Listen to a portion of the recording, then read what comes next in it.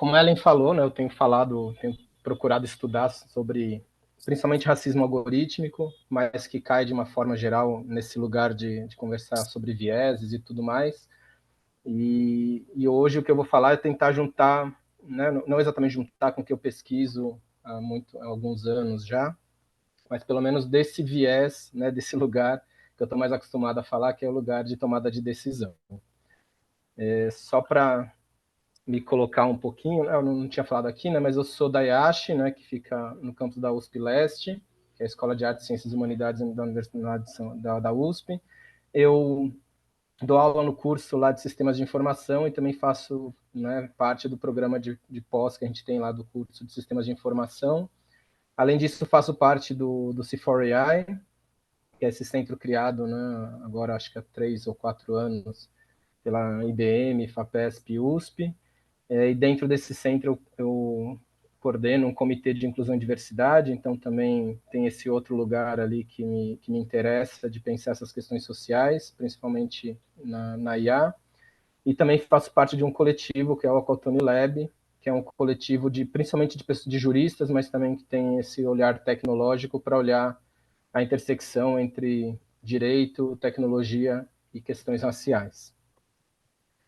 Falando um pouquinho mais do que eu pesquiso de fato, né? A Ellen foi falar ali, a Ellen ficou numa saia justa, né, Ellen? Mas eu trabalho com planejamento estocástico, basicamente, né? E dentro do planejamento estocástico entra também o aprendizado por reforço, que talvez seja um nome mais comum para quem está na área de IA, inteligência artificial, pensando em aprendizado de máquina. É um dos tipos de aprendizado de máquina que envolve tomadas de decisões sequenciais.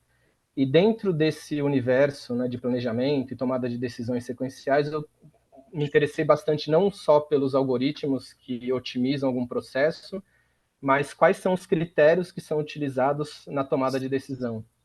Então, a maioria dos meus trabalhos versam sobre sensibilidade ao risco, compromisso de risco entre você conseguir atingir uma meta e qual o custo que você tem que pagar para aumentar a chance de atingir uma meta, algo desse tipo. E mais recentemente eu tenho também introduzido a questão de fairness, né, de justiça, de tomada de decisões que envolve justiça dentro desse universo do planejamento estocástico.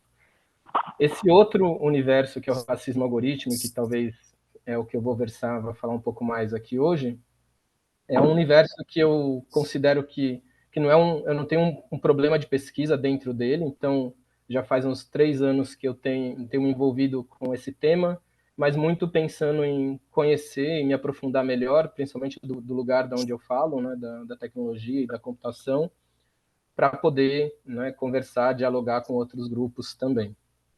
Então hoje, né, o que eu vou trazer é um pouco mais esse olhar, não exatamente só falando de racismo algorítmico, mas falando de viés como um todo. Bem, só para motivar, né, eu acho que todo mundo conhece esse exemplo, acho que é um dos exemplos mais famosos quando a gente pensa em viés algoritmo e principalmente em racismo algorítmico, que é um algoritmo que é utilizado lá nos Estados Unidos em alguns lugares e na época era utilizado mais fortemente, que predizia se uma pessoa que estava ali sendo julgada, né, ia reincidir ou não em um crime. Então ela estava sendo julgada por um determinado crime e eu tinha um algoritmo para predizer se essa pessoa reincidiria né, não necessariamente no mesmo crime, né, mas em algum crime no futuro. E essa informação era repassada para juízes que poderiam decidir se dava liberdade condicional ou não, se deixava essa pessoa responder em liberdade ou não. Não necessariamente o juiz era só pegar esse fator, nessa predição e bater um martelo, mas isso era levado em conta, também estava disponível para esse juiz. E o que uma reportagem da ProPublica fez foi levantar vários dados né, dessas predições, então acompanharam em torno de 6 mil pessoas. Para cada uma dessas 6 mil pessoas, pegaram esse algoritmo, que é o algoritmo Compass, e viram qual o risco que era atribuído para cada uma dessas pessoas, e acompanhou essas pessoas por 2 anos para ver se essas pessoas reincidiam ou não em crime. E o que eles observaram, né, que essa reportagem observou, é que de forma sistemática pessoas brancas né, tinham um privilégio de receber um risco menor mesmo reincidindo em crime, e pessoas negras tinham né, o desprivilégio de receber riscos maiores, mesmo não cometendo, não, né, mesmo não reincidindo em crimes.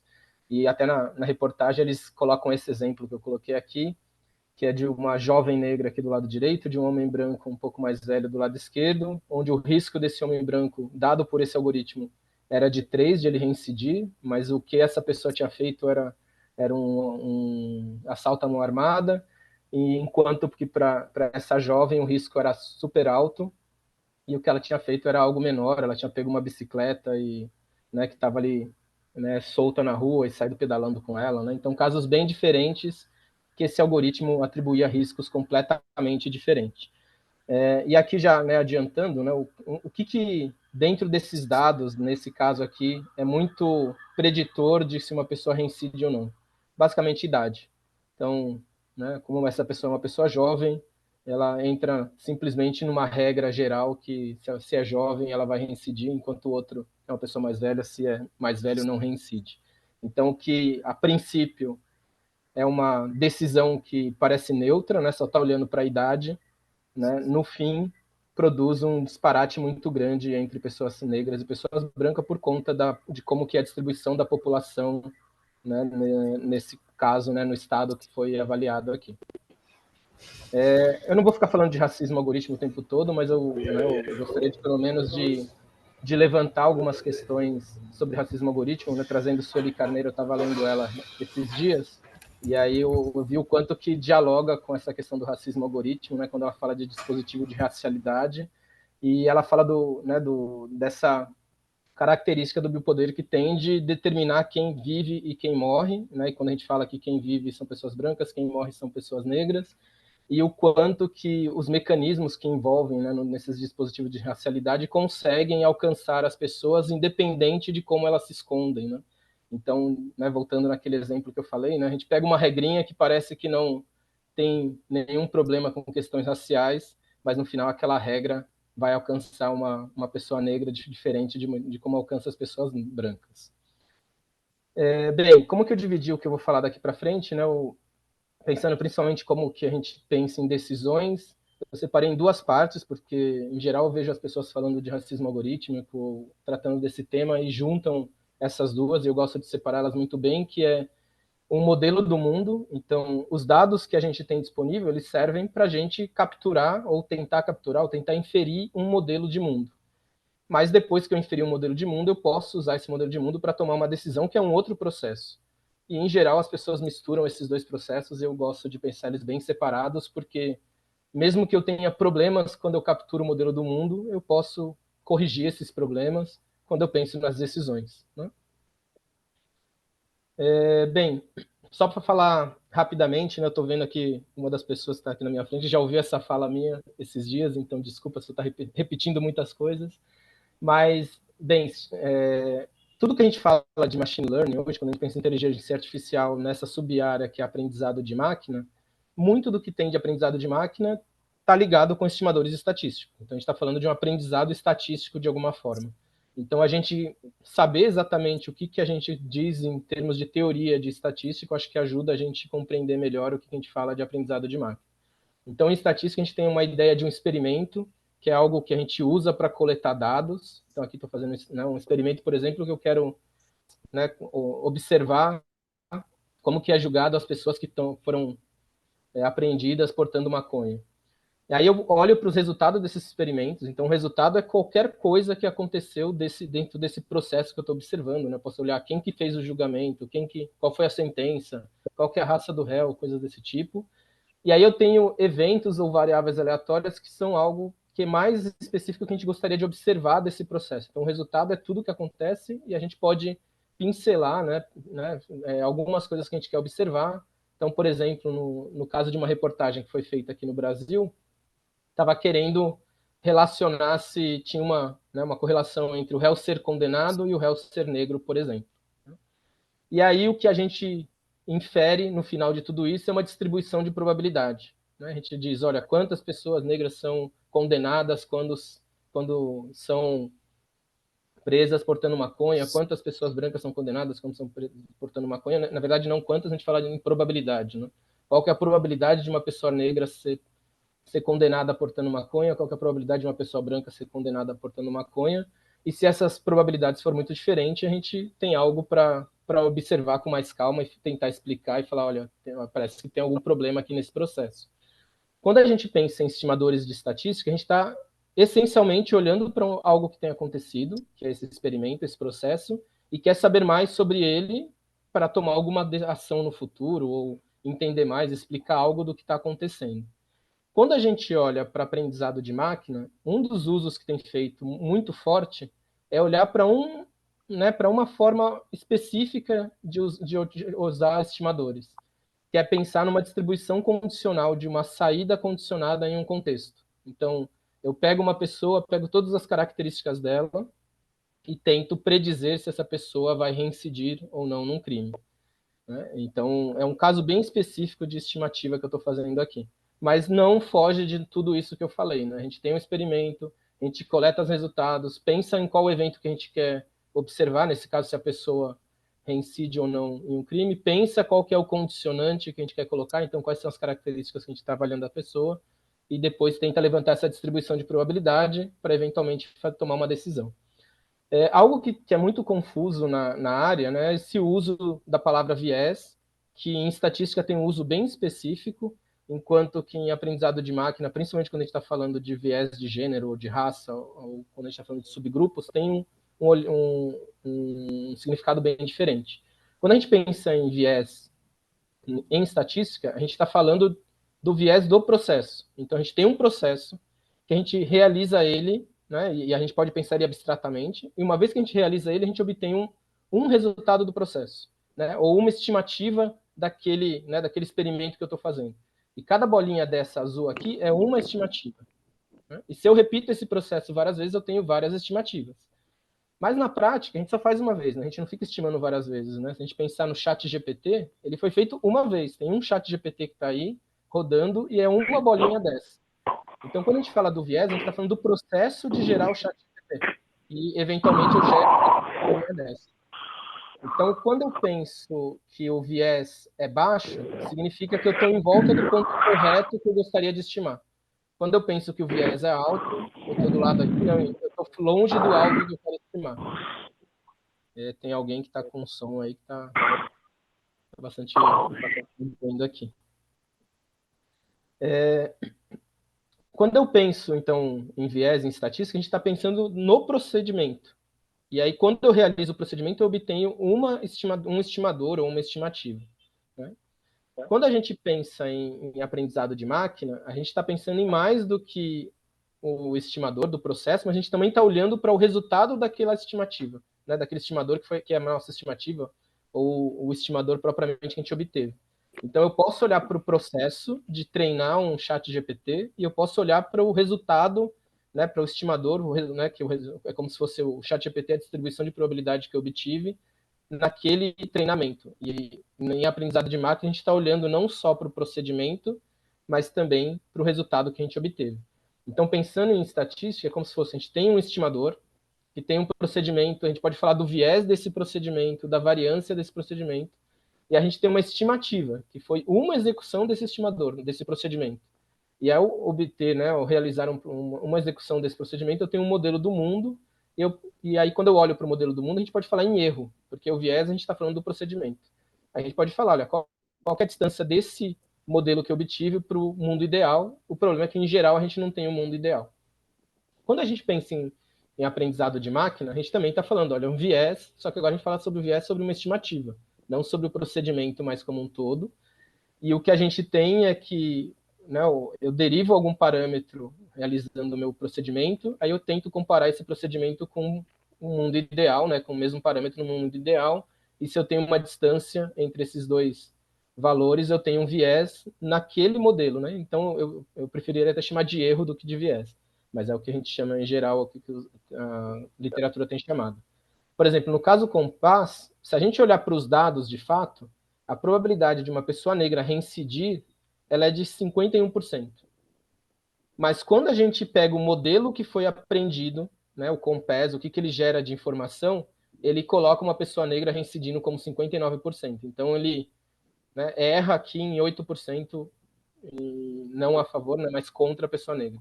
Se a gente olha para a pessoa branca, a probabilidade de uma pessoa reincidir nos dados que a gente tem é de 39%.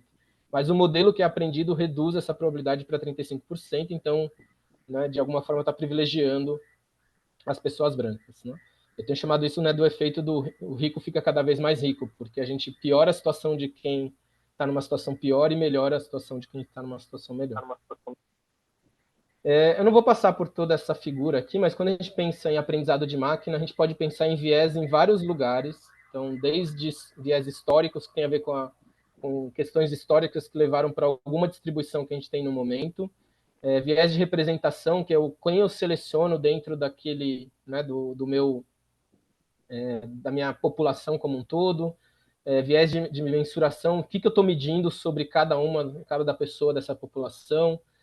Depois, como eu realizo o aprendizado com esses dados, eu posso produzir viés novamente. Viés de agregação, que aqui, isso daqui é importante que eu vou trazer novamente, que é quando eu junto modelos em grupos que não deveriam ter o mesmo modelo. Posso ter viés de avaliação, então fiz todo esse treinamento, quando eu vou avaliar, não avalio de forma adequada, e posso ter um viés também de implantação. Eu tenho um modelo, quando eu vou implantar na prática, eu também posso ter algum problema. Como me deram 20 minutos, eu vou pular essa parte para né, a gente ir um pouco mais para o que eu gostaria de finalizar mesmo. Quando a gente pensa nesses modelos para avaliar se tem erros ou não e qual que é a diferença, né, o que a gente tem geralmente é uma matriz desse tipo, onde, né, aqui no meu caso, na linha eu tenho os valores corretos. Então, o valor correto naquele exemplo do Compes é uma pessoa não reincidiu. Então, o valor correto é negativo que ela reincide. E o valor, né, poderia ter o caso de uma pessoa reincidir, o valor correto aqui seria positivo de que ela reincide. E eu tenho a decisão do sistema, né? Se a gente pensar no Compes, é o que o Compes respondeu.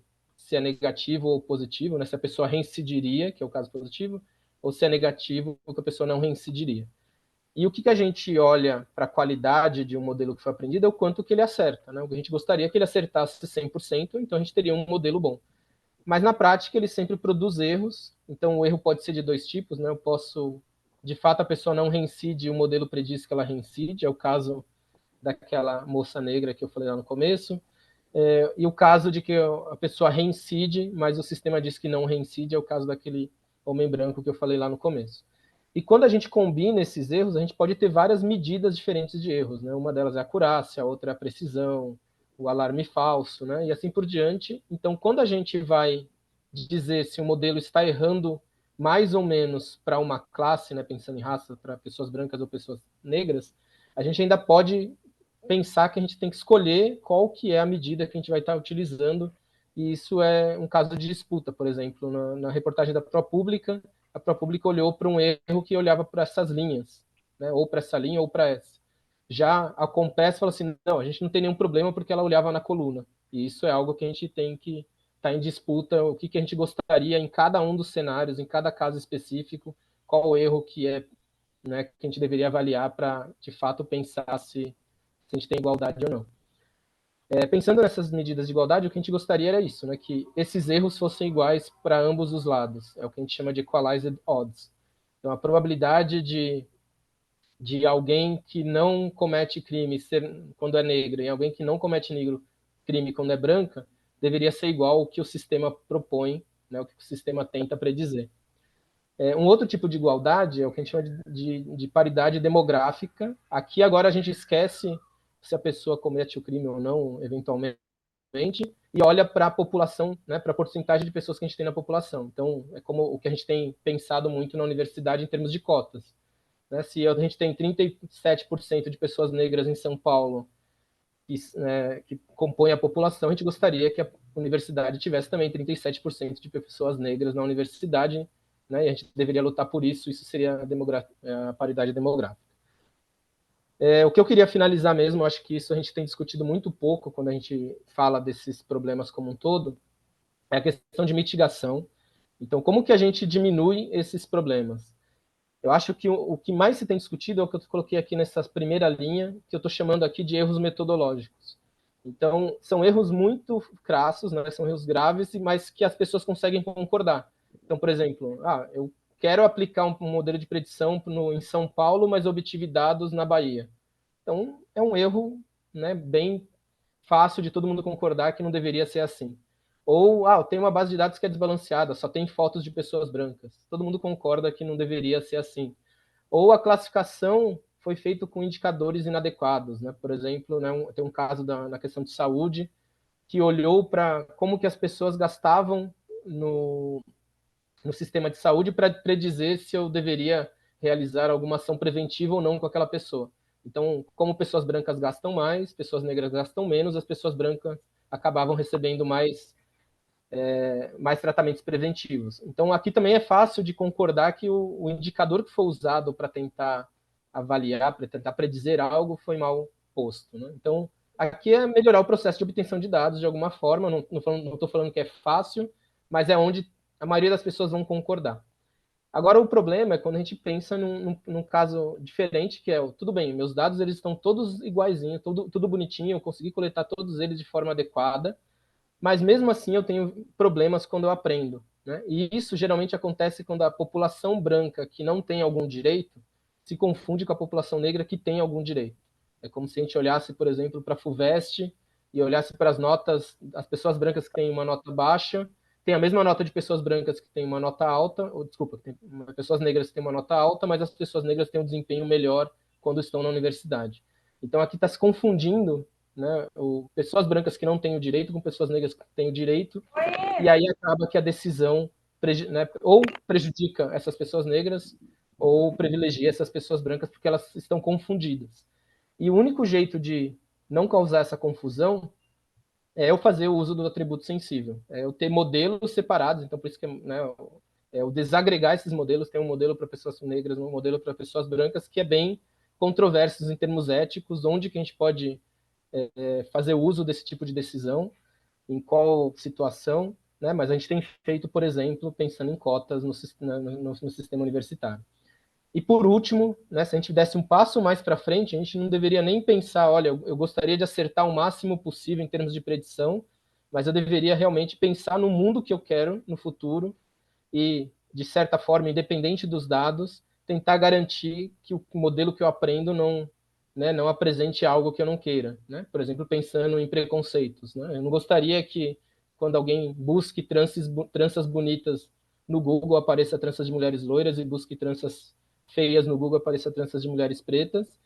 E isso está acontecendo porque lá o algoritmo está tentando acertar e está tentando reproduzir algo que a nossa população, que é muito preconceituosa, acaba fazendo. Então, né, se a gente quiser dar um passo mais para frente, a gente também ainda tem que lidar com essa questão de falar, olha, esquece um pouco os dados, ou esquece uma parte dos dados, pelo menos, para evitar esse tipo de preconceito, ou ainda, né, pensando em reparação histórica, que é o que também quando a gente fala de cotas, também se encaixa nesse caso, né, de a gente, de fato, não só ter modelos desagregados, mas também ter decisões diferentes para cada grupo, porque a gente não quer reproduzir alguns preconceitos. Eu acho que esses dois pontos são os pontos que são pouquíssimo discutidos e que, né, eu acho que a gente deveria discutir um pouco mais como um todo. É isso, desculpa acelerado para falar, mas eu não queria passar muito do tempo que foi me dado. Devolvo a palavra, Ela. Obrigada, Valdinei. Realmente foi uma apresentação assim bem compacta, né, daquela aula. Eu tenho uma pergunta e um comentário, mas antes eu gostaria de saber se o professor Virgílio gostaria de comentar e se os presentes se têm alguma pergunta. Oi, Ellen, não, eu agradeço a visão mais teórica e sólida aí do Valdinei, né?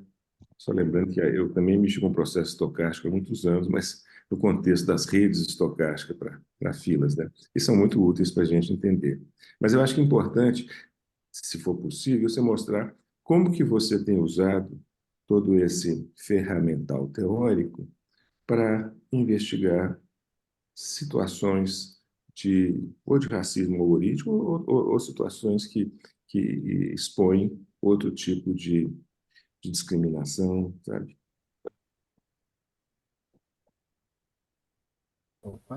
Bem, eu tenho pensado muito, professor, que em cada cenário tem uma explicação diferente. Né? Então, eu tenho olhado para cada um desses cenários e tentado né, me convencer de qual que é a melhor explicação, ou de qual que é uma explicação boa, por que aquilo acontece.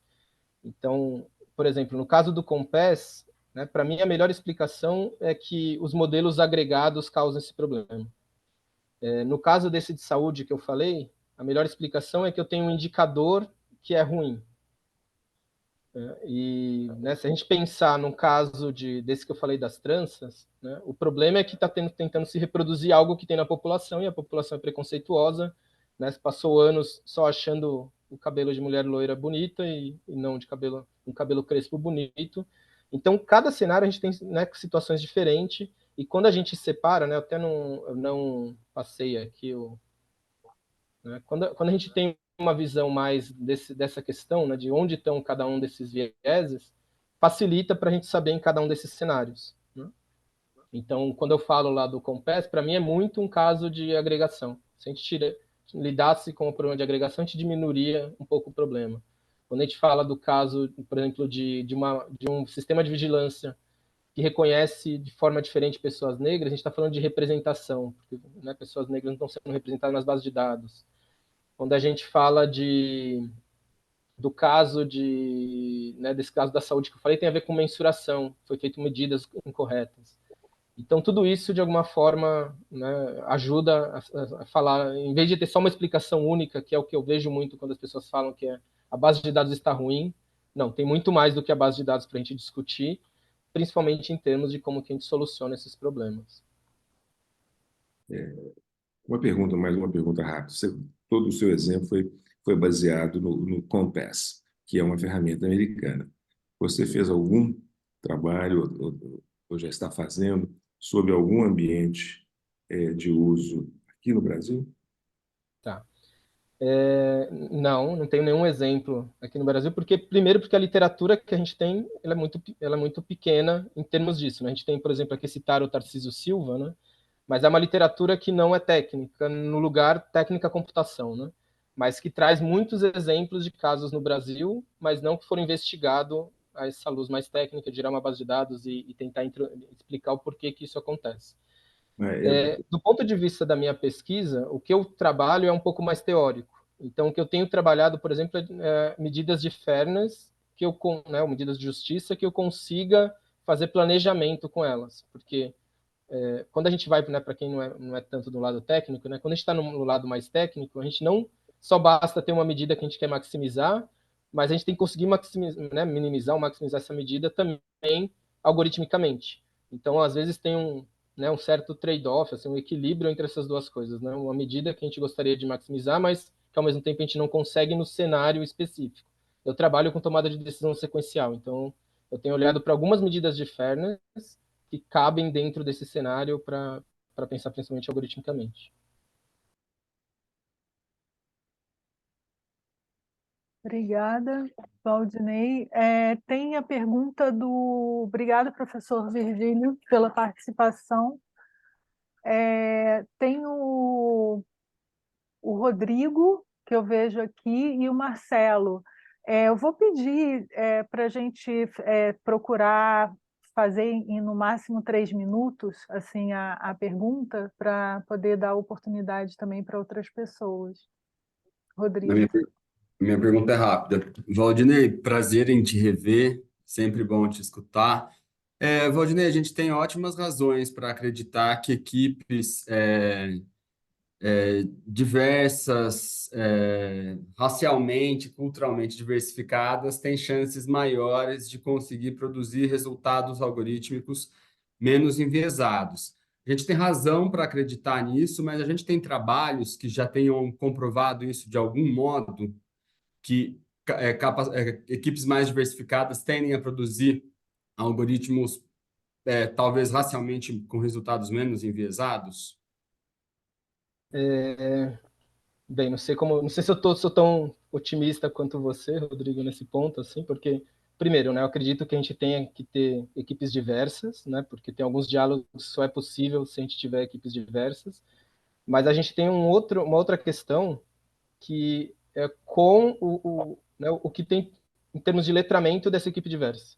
Então, a gente pode ter uma equipe diversa, mas não letrada nas questões. Então, eu posso ter uma pessoa negra que não é letrada na questão racial. Então, se a gente pensa em um sistema que reconhece se a pessoa, se existe uma pessoa na frente ou não da tela, obviamente uma pessoa negra que estiver operando esse sistema, ela já vai testar com ela mesma, e se não funcionar, isso vai causar um impacto, né, na hora, né, obrigatoriamente. Mas se a gente pensar em um sistema desse como o do Compass que eu falei, uma pessoa negra não letrada, né, não letrada nessa questão racial, não se preocupada com essa questão racial, eu acho que só vai seguir um mesmo caminho de tentar otimizar umas mesmas medidas e não necessariamente avaliar se, se pessoas negras estão sendo prejudicadas ou não. Então, acho que cabe muito mais a gente discutir isso como um todo e fazer com que, né, cada vez que a gente ouve um trabalho, ou, né, escuta um trabalho, fala assim, mas e aí? Né, como que é a questão racial? Ou como que é a questão de gênero? Tem viés? Não tem viés? Então, esses dias, né, você está lá no C4AI também, eu vi a apresentação de um grupo que estava fazendo um modelo de linguagem, né, enorme para português, né, isso já faz um tempo, foi ano passado, mas a minha pergunta foi, tá bom, mas como vocês estão tratando questões de viés? A gente fez lá uma lista de palavras proibidas e acabou. Então, assim, tão longe dessas pessoas quererem de fato resolver o problema, e isso acho que independe de ter pessoas negras ou não na equipe nesse caso em específico.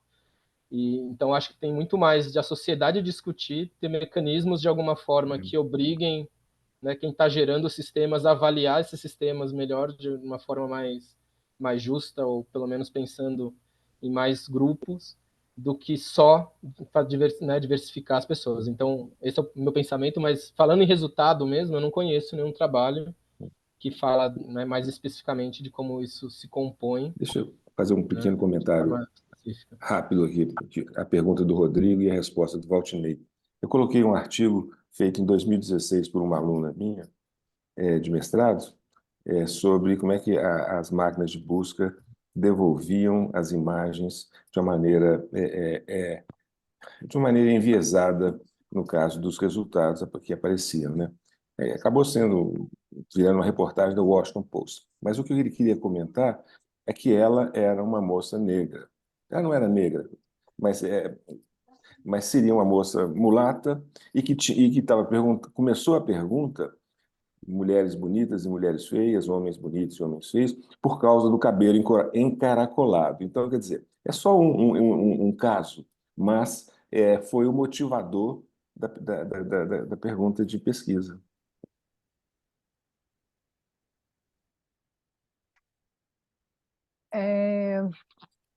Sim, olha, antes de passar, obrigada, professor Virgílio, obrigada, Valdinei. Antes de passar, e o Rodrigo também, né?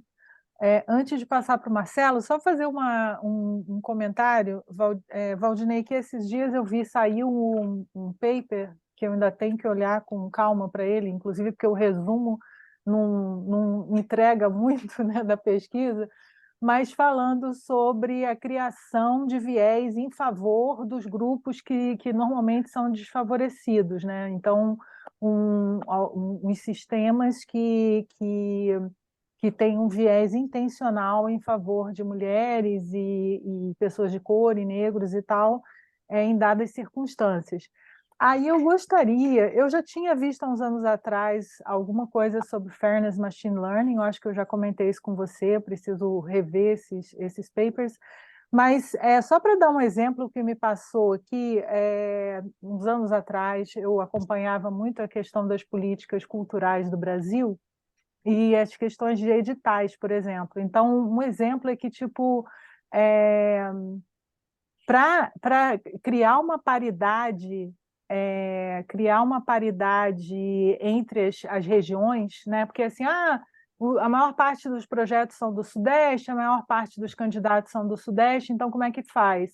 Então, eles faziam uma tabela, né, de classificação dos projetos, onde as regiões, eu acho que e eles ainda aplicam isso, as regiões, por exemplo, do norte, elas acabam ganhando pontuações a mais apenas por serem, né, nessas regiões, ou, enfim, as regiões menos populosas ou que estão nunca ganham, né, essas oportunidades, eles começaram a pontuar a mais.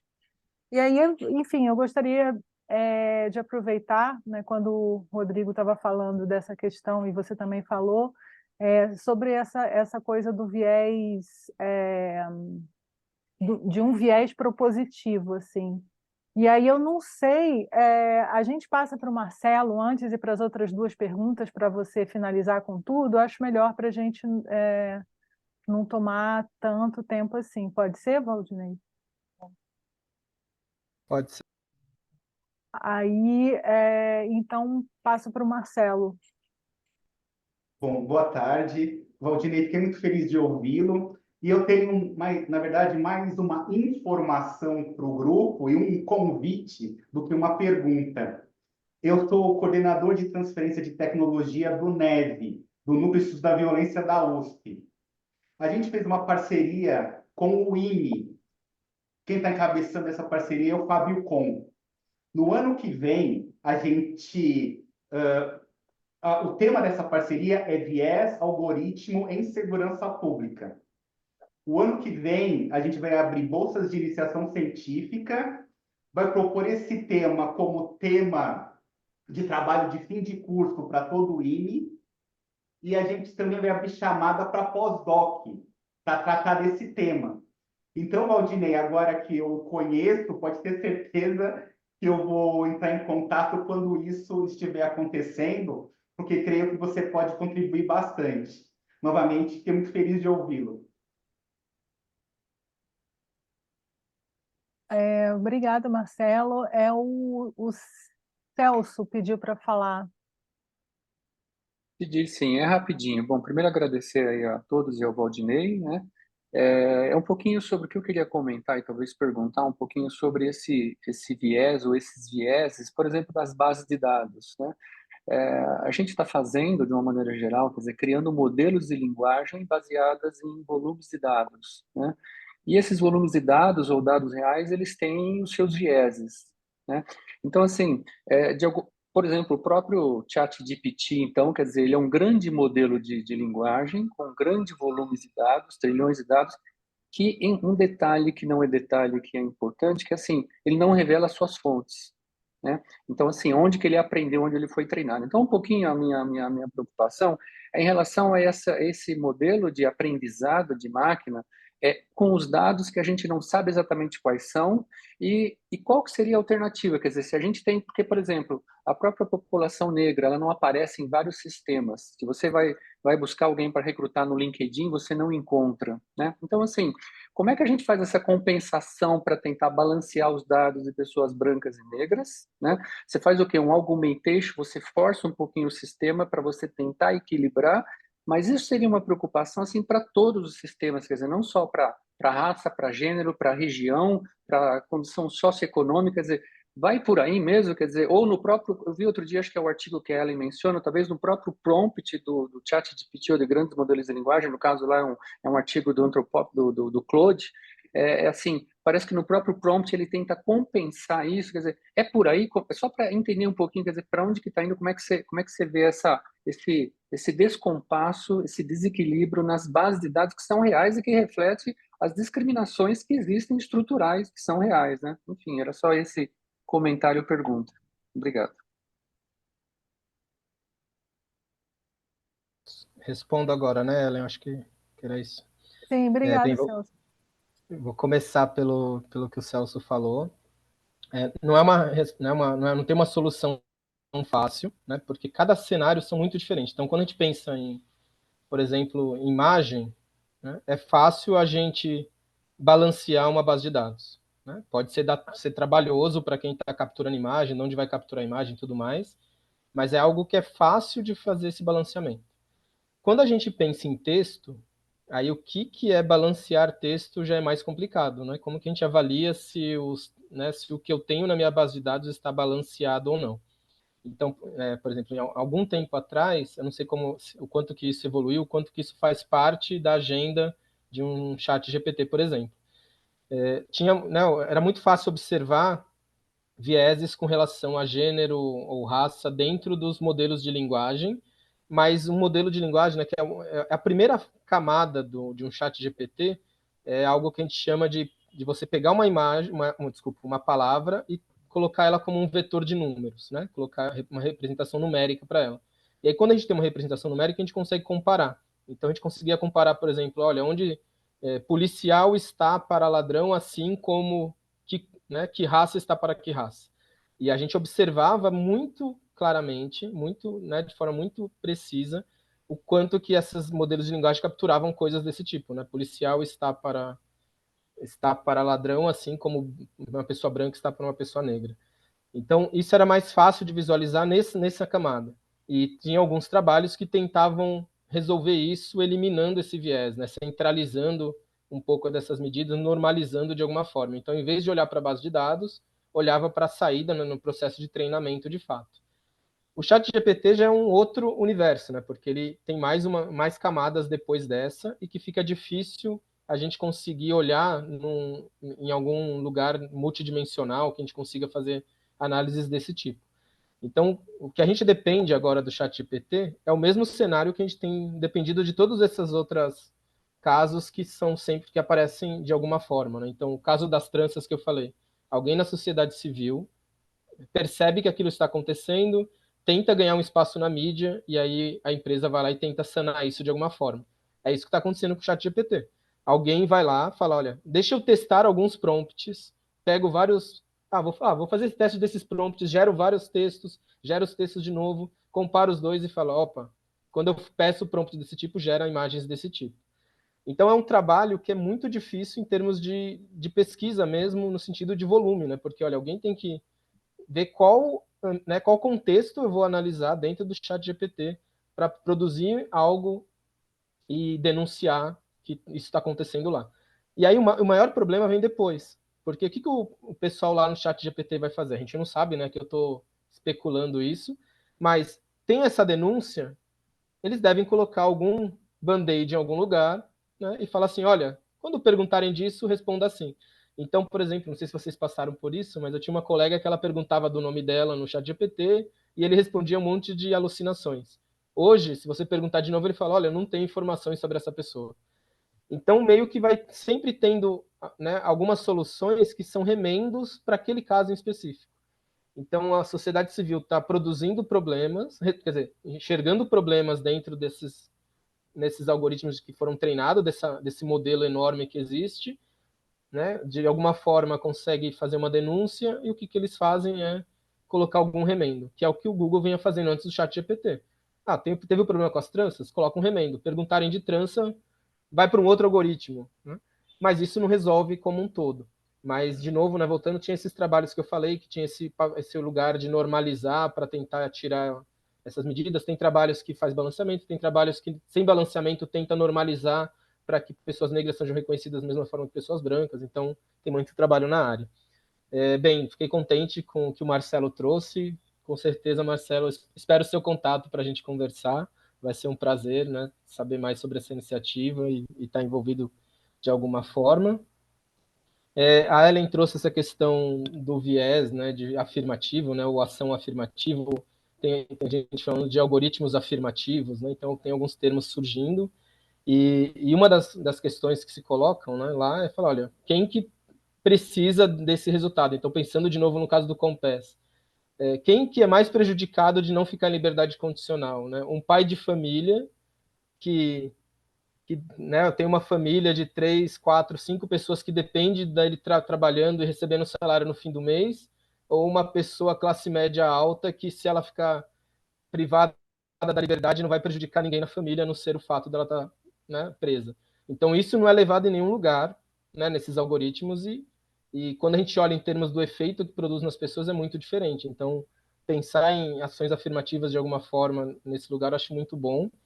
E não poderia deixar de passar, né, já que eu falei de letramento, e não estou aqui para ensinar ninguém, mas, por exemplo, dentro do mundo, né, da população negra hoje, mulato é uma palavra que a gente não usa de forma alguma, né? Então, né, eu acho que é isso, né? A gente tem que estar falando sobre esses temas para estar aparecendo essas questões para que a gente possa falar assim, olha, peraí, isso daqui a gente tem que parar de usar ou tem que usar menos, e isso não é só para as pessoas brancas, né? São para todas as pessoas que estão vivendo na nossa sociedade, né? É isso, Ellen.